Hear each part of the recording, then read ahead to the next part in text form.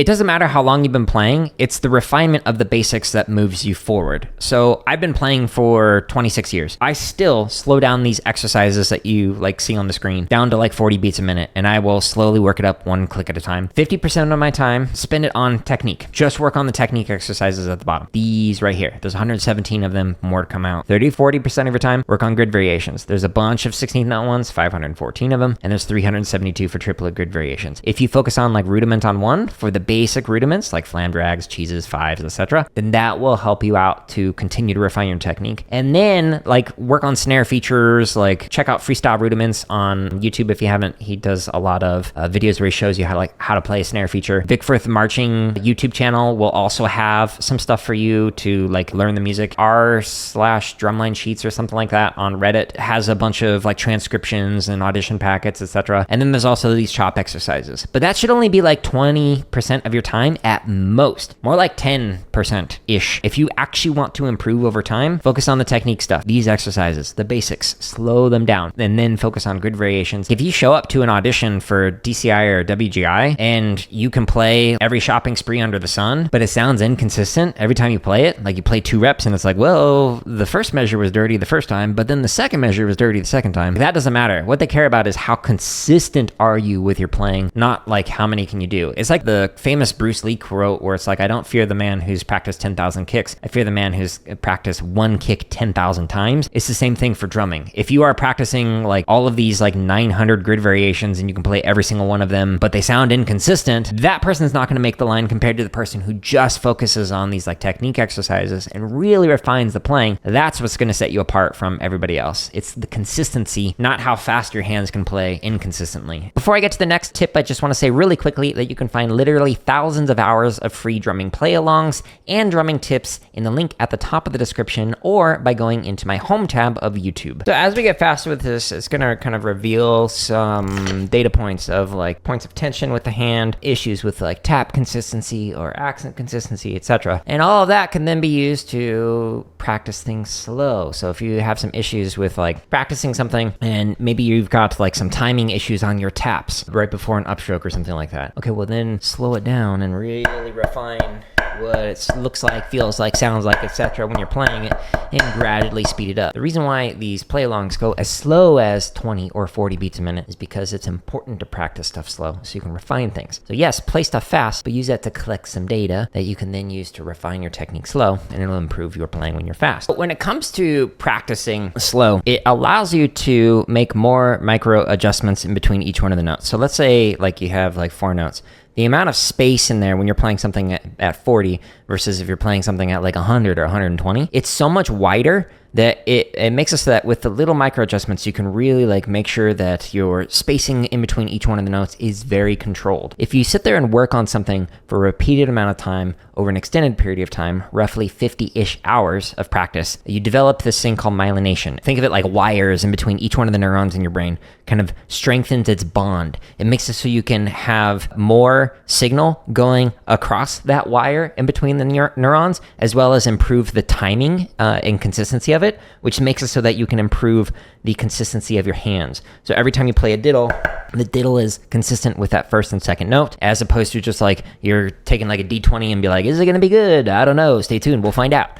So if you practice stuff slow, it forces your brain to have more time to really like fine tune those little adjustments. And as you gradually go faster, one click at a time, like on these play alongs, then it will make it so that it sounds more consistent in the long run. So if you don't go that slow, it's just harder for you to make those micro adjustments and to really fine tune the interpretation of the rhythms and whatnot, whether it's like listening in to like diddles on something like this or whatever. As somebody who, again, has been playing for 26 years, I'm still slowing these things down to 40. There's always things to refine. You're never going to get to a point where it's like, oh, yeah, I don't need to refine stuff slow again. Like, I can say that with confidence as somebody who's taught every single grade across the grade span. Whether you're a beginner percussionist or an advanced percussionist, you're still going to refine the basics. And slowing things down is the best way to do that. Back when I used to march, we were playing through stick control, and we were playing through it slowly. And the snare tech was looking at my technique and was kind of seeing me do this like floating approach to the technique, and was just kind of like, why are you doing that? But just kind of let me do their thing. Everybody else on the snare line was playing slow downstrokes, for every one of these strokes that they were playing. And as we got faster, it got to a point where the rest of the snare line was playing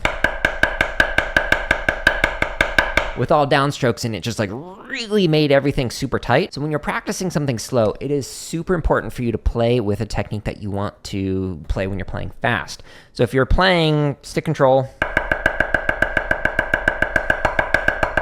and these are all fluid, rebound, legato, upstrokes, however you want to call it, apply that when you're playing it slow. So every single one of these strokes when you're playing slow should come off the head and have this like kind of floaty, very light approach as opposed to down strokes with it. I promise that'll help you speed up your hands when you speed things up. Otherwise, it's going to be like so tight that it's going to actually end up holding you back, and you're going to look like that. If you want to be able to improve marking time, one of the things that I recommend is using play-alongs. Like these on my website have click tracks, so you can like practice playing grid or technique exercises or whatever, and you can hear the metronome as well as the proper interpretation of like different rhythms, etc. But another thing that you can do, if you're having difficulty feeling the pulse, is when you mark time, temporarily overemphasize your feet so they pound down a little bit more, so you can actually physically feel it through your body. If you're marking time and your motions are too small, you're not actually going to be able to internalize that pulse as easily as if you move like this. Over time, once you get better at this, you won't have to have that stompy approach, but that is something that you can do temporarily just to get it so that you can actually feel whether you're in time. Another way that you can work on your marking time is to do like a measure of marking time with a metronome and then a measure of playing while marking time.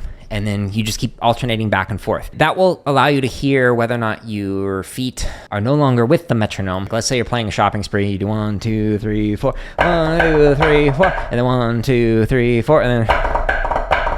Another thing that you could do with marking time, set up your drum set so that you have the left foot, put that on the bass drum, and then put your hi-hat on your right foot, and just play along to that on a pad. So it's like boom, chick, boom, chick, boom, chick, boom, chick. If you can do that while sitting down or standing up, either one works, but it allows you to actually, again, just like hear it and kind of internalize that pulse more than if you just have a metronome going. There's a tendency to kind of ignore that over time. Do you recommend to get paradiddles faster? A lot of people will think right, left, right, left, right, left, left. You're going to get to a point where you can't process it fast enough because your brain is thinking the sticking too much. So you need to think of it as 4-note grouping. Paradiddle, paradiddles now becomes right, left, right, left, right, left, right, left, right, left, right, left, right, left, right, which is way better for your brain and easier than thinking right, left, right, right, left, right, left, left. But another way, underneath the rudiment zoom zooms, which my wife named, paradiddle zoom zoom is an exercise where you play different parts of the paradiddle and you put them together. So you play